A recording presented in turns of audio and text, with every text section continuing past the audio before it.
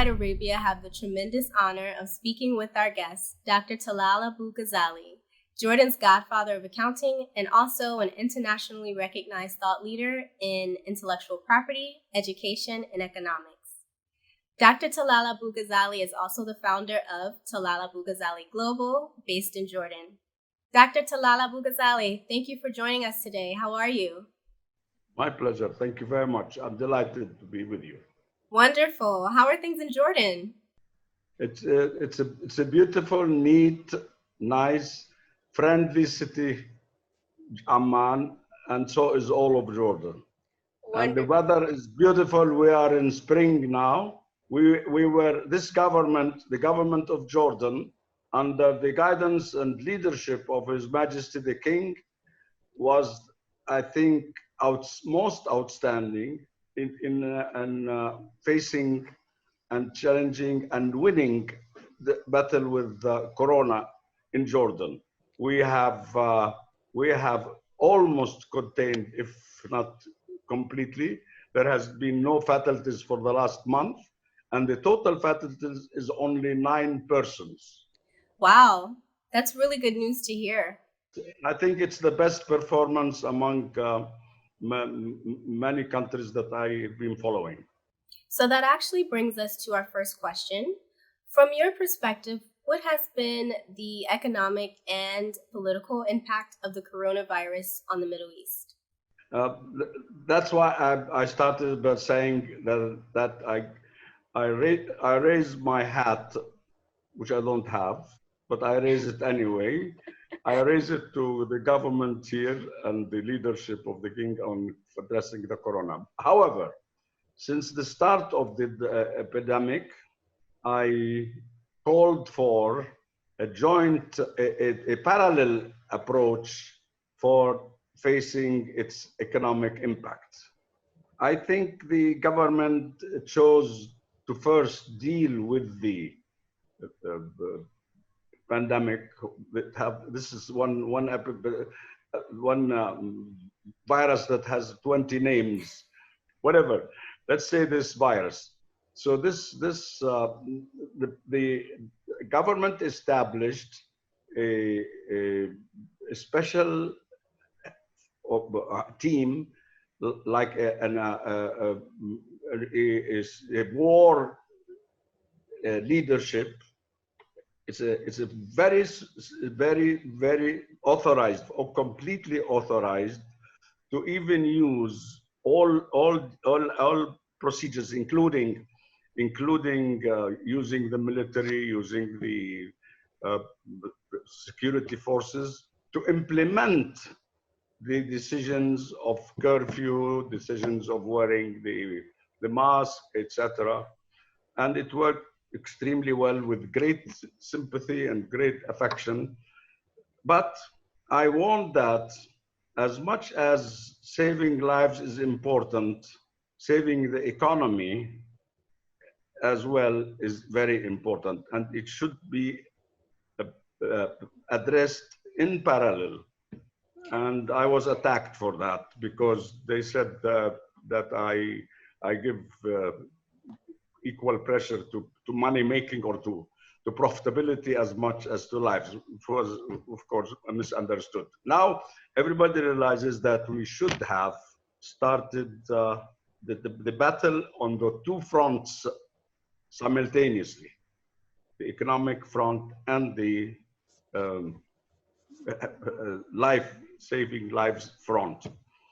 Therefore, now the government is now trying to see what can be done to address the consequences, the economic impact of this virus. And this applies to every country in the world. We all know that the whole world was going into a recession before Corona. Every country in the world, in spite of all the optimistic forecasts of the World Bank and other institutions, European Union, etc., I predicted that we are going to go into a serious depression in 2020 as early as 2017. And I made Wow. a public statement, which everybody knows. And at that time, people were dubious, were suspicious. Well, they thought I was dreaming. Now we are in it now in every country in the world.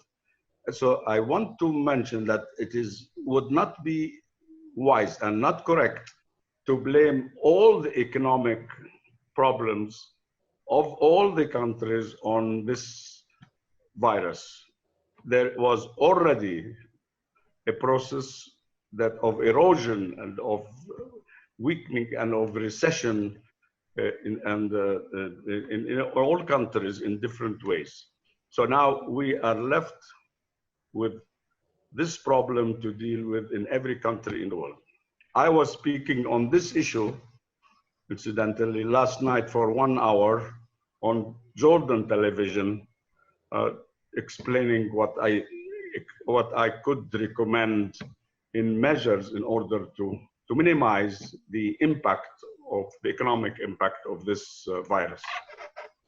So, with that inevitable economic downfall, what are some solutions that countries can implement to find a way out? Arab countries in particular, and the world at large. If we want to give credibility to the IMF, the IMF said, or I'm quoting, that the exit out of this depression in each country will depend on the measures that are taken or will be taken. Now, very few countries in this part of the world started early enough in imposing economic measures like in belt tightening, restructuring, and various also action or decisions to support the economies by providing either incentives or having additional liquidity, what we call funding and liquidity in the country. Okay. Some measures have been taken at different levels and at different times by the various countries. So no one can talk about all the countries as at the same time as if it's a common model of operation. But now every country in this part of the world realizes that we are in a depression and realize that we need to take action. Some of the countries more than others will feel this impact. Sometimes being unlucky makes you lucky. Countries which are not very much dependent on the foreign support, like the US or foreign business relationship or government financial and economic relationship, the damage will be less. If those countries are very dependent, are feeling the pain more, because the US already has its own very serious problem, and you know that already the 1 trillion deficit in the US government budget is now 4 trillion, and it will be more than that, because 3 trillion were earmarked for supporting the economy, and now there is a call for 2 trillion for supporting the states. Yeah. So the dependence on the US is not reasonable and should not be expected. And so there is talk about what we can do in each country, and I'm trying to give my own recommendations in this regard. Could you give a solution that you see for Arab countries in particular? First of all, I think there is something good in everything that is bad. There is something good in Corona because I have been since 2001 calling for a revolution in our uh, schools, universities, economy, and government towards digitalization. Okay. Now, Corona forced organizations like we already were, and that's why we were some of the best survivors, because the impact on us is very minimal, because we are a digital organization, and this disruption of routine office work did not affect us. So the Corona taught the community and government that online is available and can be an alternative, and it proved to be very, very useful. So one thing I'm recommending is to build on this momentum and become digital societies, digital companies, digital government, digital schooling, everything to go online. And that would be the first recommendation in general. And secondly, as a general, I submitted 16 points as consideration for a process of facing this pandemic. And the second one is about trying to become self-sufficient under the circumstances, because the resources, particularly foreign currency, is very difficult to have access to in this part of the world.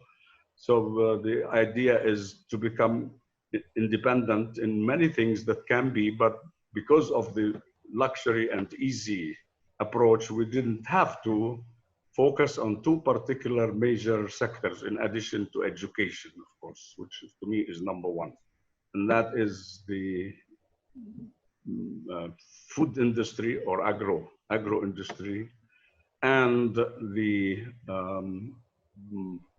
chemical or pharmaceutical industry. Okay.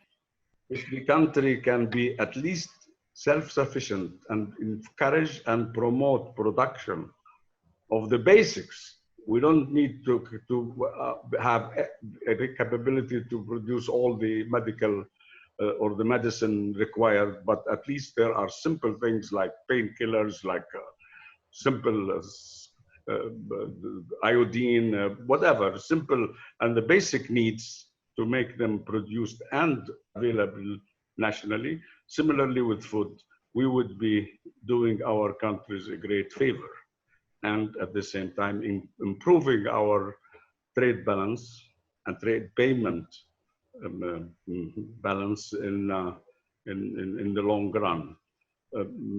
We also have to realize that the sectors that need to be developed now have to be different from what we were doing in the past.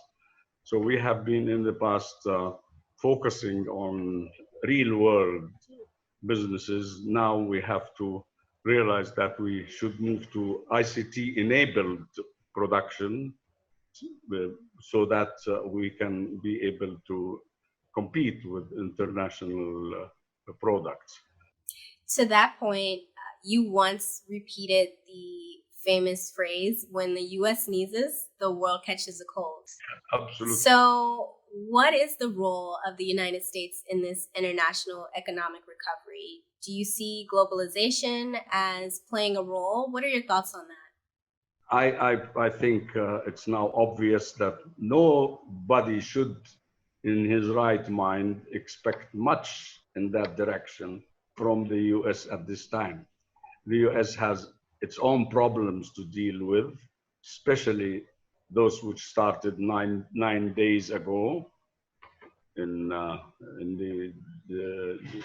internally, and in plus, as I said, the very serious deficit in the budget and the very serious unemployment situation. I mean, I cannot expect you to give me money for employing my unemployed and leave my own unemployed. In the past, the US could be much more supportive and generous, but at this time, everybody had the same problem. And this is another thing that I always focused on for the last few years, is that because of the fact that there is no accredited or accepted world order today, all the world institutions are being challenged and violated.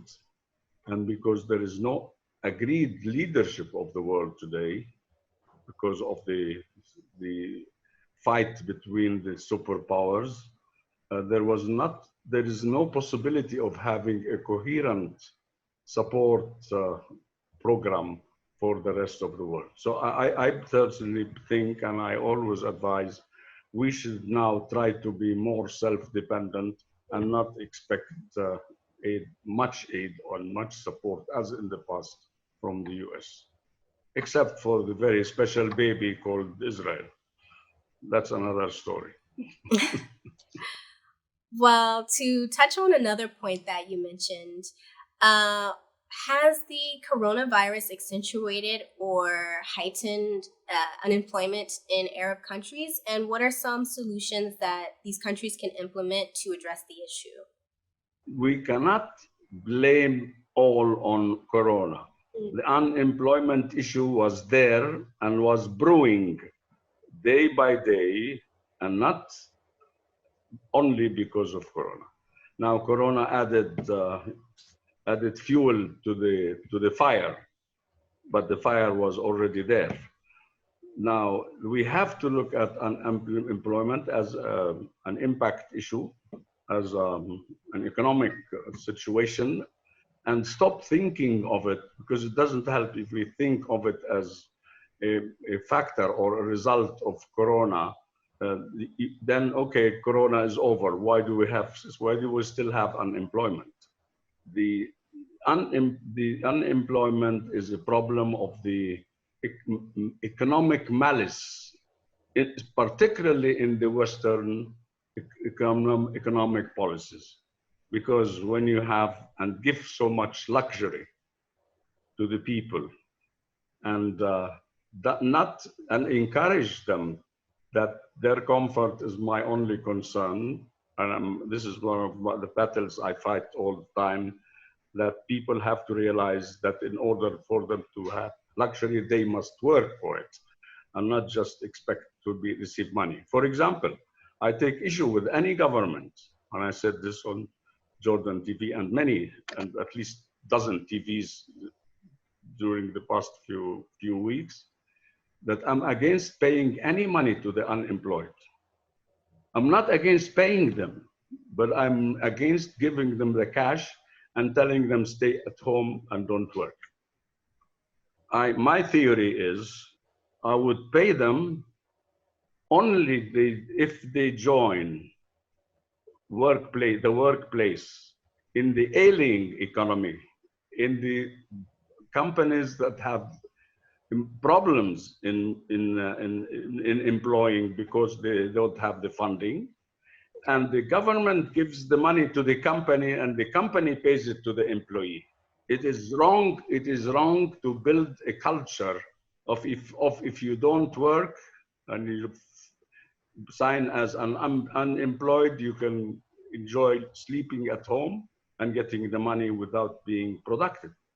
I would like them to be paid, but I'd like them to be paid when they join. And this way you solve two problems. You solve the problem of unemployment, and you solve the problem of helping companies that are having problems in continuing their operations because of the economic situation. So that is something. Now you can imagine that the 3 trillion allotted for supporting the economy, the major part of which will go to unemployment, will not be enough, because everybody now will opt and say I'm unemployed. That's better if I receive money and I don't have to work. So the culture, I again, in criticism of this world civilization, which the West, the US leads, of trying to be a welfare more than necessary and to be a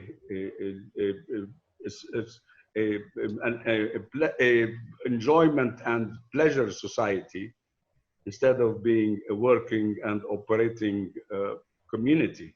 So this change of culture, I mention this because we need this also change of culture, that you are unemployed, I will establish a database, and I tell all the companies who fired the employees because they could not afford paying them, and do the matching and pay them on the job, to create a culture of where individuals must be productive. This is how it started, by the way, the American capitalist system.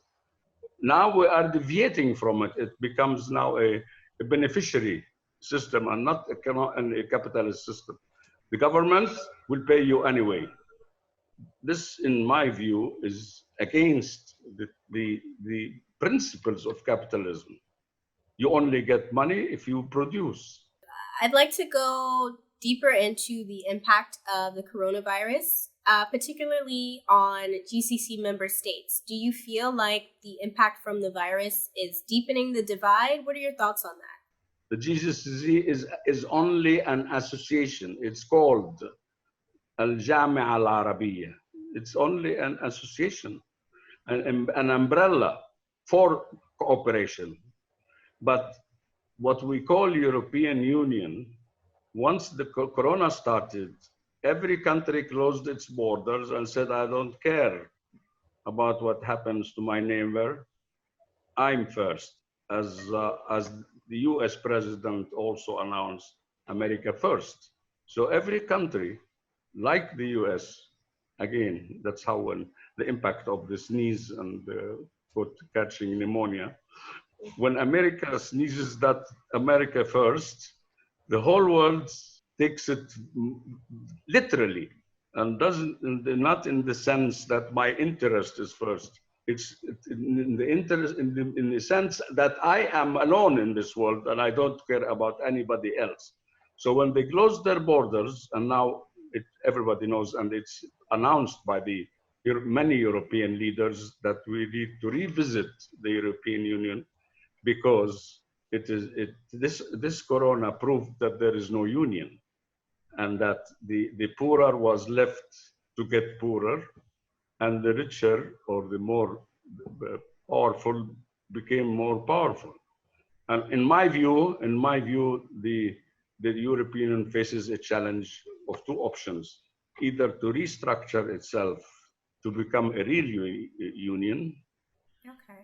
or that it will not survive and will not exist in the near future. And I'm looking at a 10 years line, and I think in 10 years, if the union does not restructure itself, it will disappear, to disintegrate. Now, in the Gulf, there is no such situation, because every country had its borders closed before that. There was no open borders. It was only agreements on customs, agreements on travel. It was not one area, one community, and they were very independent, so the damage was much less. I see. Well, talking about the relationships between countries right now, I'd like to go back to the United States. What do you think of the current relationship between the United States and China? Can it be improved at all? Do you think that depending on who wins the US presidential election in November, things will change between the countries? What are your thoughts on that? I would be surprised if you didn't hear already my views on this, because I have for some time been warning that we are at the final stage of a real war between China and the US. We are now in the Cold War, as it has been announced officially. we went through very different stages, from sanctions to boycotting to a lot of counter actions and counter actions. And now the two sides have announced that the US and China, that we are now in starting a Cold War. And the Cold War means that the two countries will have complete boycotts, that they will have no trade relations. There will be boycotting of all the counter products. So the US will not accept and allow the sale of any products or services in the US, and similarly the Chinese. Plus the real threat, which has now become very visible on the currency issue. You are aware that 2 weeks ago, the Chinese government decided that they have nothing to do with the dollar, and they sanctioned that the stock exchange, the Chinese stock exchange, should not peg the Chinese currency, they want, to the dollar, even pegging it. And that only the word yuan is to be used in China. There is no wish to have any, and of course you know that China is the only country in the world which did not tie its currency to the dollar, neither as a reserve nor as a currency for valuation. So, and that's something that is very serious now if we say that the Chinese, and there is a lot of information in the research centers and different media, that the Chinese are preparing to issue a Chinese international e-currency, digital currency. If that happens, that is a very serious issue with the American policy makers, who believe, of course, that the dollar is one of their most important assets in the American power, economically, financially, fiscally, and of course, politically. So there are, again, a number of basic problems between the two superpowers, China, the US, focused on one objective only: who will be the next global leader? I understand, of course, and if I was the US, I would never allow willfully to hand over the global leadership to China. And China is not willing to reduce its growing economic and also technological progress, about which the American Secretary of Defense said that the growth of the Chinese economy and technology is a threat to the national security of America. He did not say it's a threat to our economy, to the national security. So it's a threat to the national security of the country. And understandable, that is understandable. So what I'm saying is the two countries have to sit down and agree on a new world order and on a joint leadership of the world. That's how I see it, the inevitable.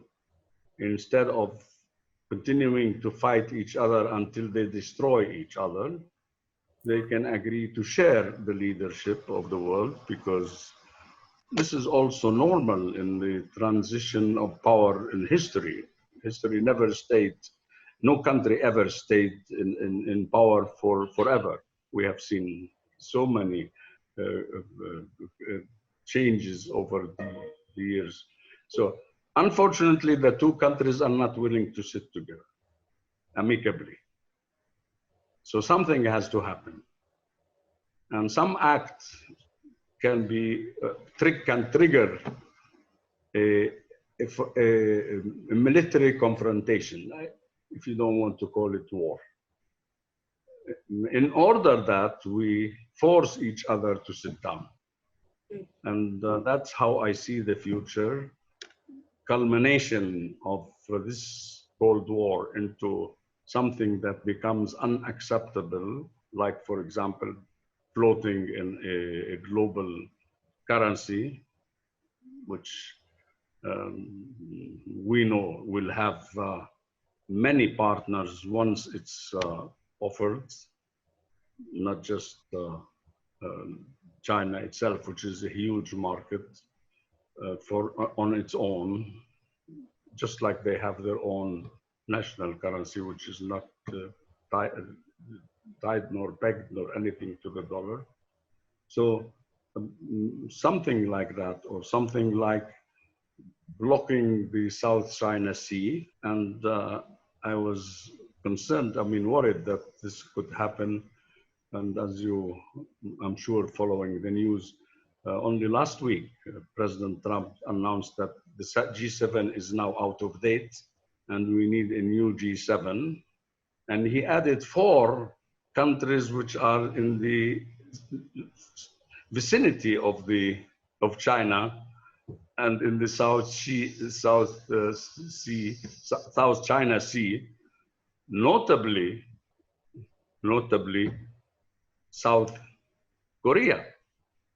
He wants to have South Korea become a G7, and similarly 3 other countries from that region. So it's like of what he is saying. Here is my team. You have your team, which is China, Iran, etc., Venezuela. I also have my team, because none of the European countries is visibly saying, I am on the American side. They're trying to balance their existence. So he needed to show that the US is not alone. He wanted Australia, he wanted Philippines, and of course, Canada is there. So he was showing that it looks to me like the 2 teams, the football teams, are now being set up for the game, for the match. And anything can trigger the start of the match. It's very easy. There are so many ways that this can happen. China is there is a lot of difference between China and its neighbors on the borders. Hong Kong is a major concern for China, and could, if things develop, can trigger this problem. We have the oil issue and the embargo on Iran and in exporting or supplying China with oil. If we block the access of oil to China, that could be very serious. So unfortunately, but also fortunately, because we cannot go on like this forever. The world cannot pick it. It's too much. It's very expensive for every country and every person. So if a confrontation takes place, it's obvious that, because this is how all wars end, by sitting at the table, having an agenda, making agreements, and starting a new phase. And I think after that happens, we will have a new renaissance in the world. And I'm looking at that within the next 4 years. For 4 years will be a reasonable timeline. So because agreements are not to be negotiated in one day. If you want to negotiate the world order, one thing is the World Trade Organization, which Trump says is unfair and should be changed. Intellectual property laws, which were drafted by the US, but now they are not agreed to nowadays. Okay, it was a negotiation in which the US was a major player, but now they don't apply anymore in the digital age. So that is a very, and he announced many times that China stole us, America, by trillions of dollars of intellectual property rights. So there are many issues to be agreed on. World Health Organization is one of them, and whether China is responsible or not, and whether it is responsible or not, are we going to make a claim officially, and if it is not recognized, go to war. The investments that China has in the US, whether in the money market, like treasury bills and bonds, or in investments in general, which are estimated at 3 trillion, if the US decides to nationalize them or confiscate them, that could trigger a confrontation. So there are many major issues which all revolve around one thing: who is going to be the next boss? Dr. Talal Abu-Ghazaleh, thank you so much for joining us at Inside Arabia. Before we close out, do you have any final thoughts to Yes, I share? just wanted to say that these are not dreams, nor visions, nor creations of mine. These are, what I've said is a result of study of American strategic centers and research centers announcements. I am a student. I don't invent anything. I don't create. I'm not a creator. I'm a student. And having studied the many products of think tanks and famous economists and the think tanks of America and the research centers and announcements in the US, partially in Britain and partially in China. But my conclusions are a compilation of what I read and nothing that I claim ownership of. Thank you so much for joining us at Inside Arabia. We really value your time and your insight and your perspective. I love Washington, and it's for me the most beautiful, the lady of the U.S., the most beautiful state. I mean, D.C., Washington, D.C.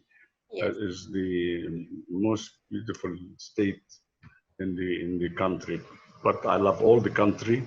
I have studied in American universities.